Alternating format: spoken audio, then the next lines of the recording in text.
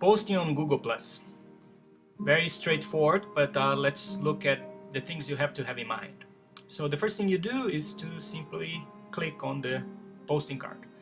Here you can type your message or your text.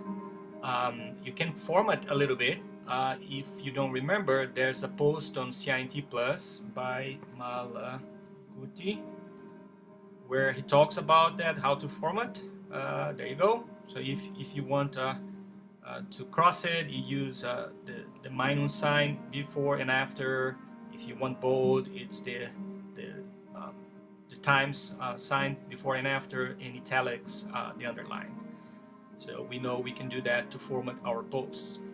But that's about it. You cannot do advanced formatting, but that doesn't matter. What is important is the content of what you're writing, and you can add pictures. It's highly advised that you use pictures. A post without any pictures, anything, becomes boring, and it doesn't catch attention of people. You can post links, videos, and you can create an event straight from here.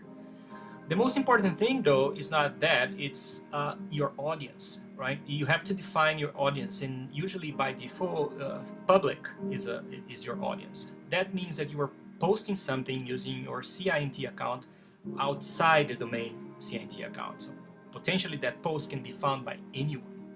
You might remember the problem that a Googler had in the past. He posted a rant about how Google was handling the internal APIs. He was supposed to post it only internally, but he ended up posting publicly, and that got a huge repercussion. If you look at his post, like 14,000 likes, but for Google wasn't that great because he was basically criticizing the company, right? That made Google take the decision to use its own sandbox. So everything we see for Google, they're using the same tools, but now it's a completely separate process from the rest of the world. And they say now that they're doing that because they're testing things on the fly. Google is testing things on the fly with us as well, but that was the origin of their decision, right? This post that shouldn't be public. Same thing with CI&T. We need to be very careful about things we post publicly. It's not, but we allow you to post publicly, but we rely on the fact that you're going to think about what you're posting. Usually what you want to do to be safe is to select from here, keep within CI&T, right? Or to select here CI&T as your audience, or even someone, some of your communities that are internal to CI&T. So I can post directly to CI&T developers from here without I don't need to go to the community to post there. I can post it from here, right? And I know that in this community, it's an internal community, so it's basically a private post. You could add someone in your circles, right? You could come here and say, okay, I want to use my CI&T circles. I have a CI&T circles with 200 people there, but honestly, I don't know if everyone there is with their CI&T profile, because this was back in time when I created this circle. So, and I don't use it anymore. So it's not a good idea to use circles, right? Because there might be people outside our domain. You could also extended circles, no way. Like this is even worse because it's going to get the friends of your friends. So most definitely you're going to hit someone outside the domain. So safe path is CI&T or a community that you are part of inside CI&T. Also, if you want to share with only a few people, you could type their names after the plus sign, but there's a catch here. So if I use Aminadab's, you see that his first profile here is not the CINT.com one. So this is his personal profile. I should be very careful about sharing with that. So I would need to select this one.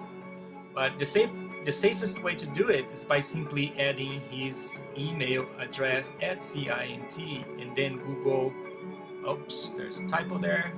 That's why I didn't find. And then allows me to send an email directly to him. But if I type the email, at CINT, there you go. It appears now as the first one. And then if I select it, I'm sharing only with him. Also, if you share with him plus some public, I could add here public. Then the only thing that happens here is that he will be advised, he will receive a notification that he was mentioned in your post, but still the post is public, so anyone can find this post, so you don't want this, right? So I'll post publicly just to give an example, but this is a post that I feel confident there's no harm in doing it. So it's a post about a video that I found on YouTube, which is great. It's a video that uses Van Gogh paintings, and then it connects with computer graphics to animate them, and it has a great song by Ludovico Einaudi, which, by the way, is playing in the background.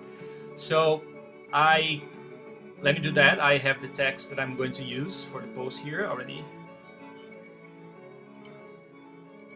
So I believe this is safe, right? It's not representing CI&T in any way. It's talking about a personal thing. I like those things, and I'm saying that it's awesome. And I don't see any harm in making this public, but I could make it as restricted to CI&T as well. So then I need to post the link to the video, of course, because if I post it like this, something is missing, right? There you go.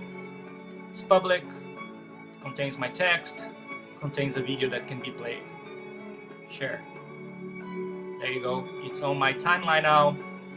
It detected the hashtag Van Gogh, although I didn't use the hashtag. I could have used it. But there you go. That's how you post, paying attention to all those details that might put you in trouble, so you can avoid them very easily.